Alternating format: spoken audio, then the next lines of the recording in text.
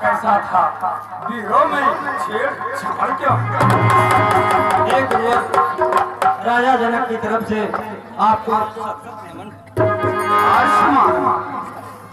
गुरुवर मैंने प्रण किया था कि जो इस शिव धनुष को तोड़ेगा उसके साथ हमारी पुत्री सीता का स्वयंवर होगा। कौन हुआ गुरुवर? क्या कहा?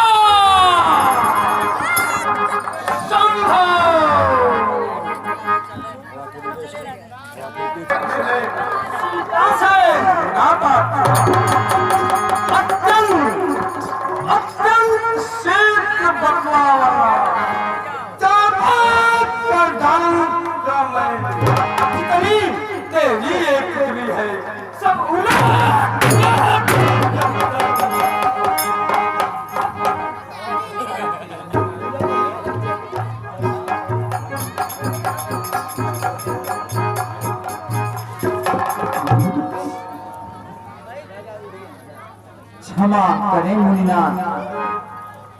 मुनिवर कहो।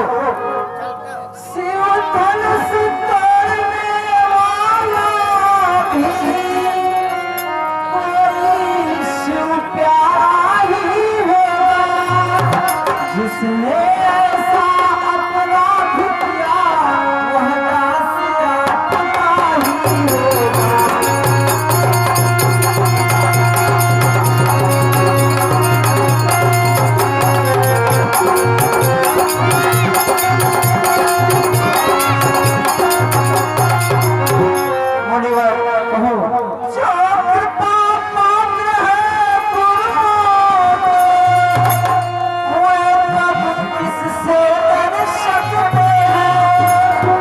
इन पर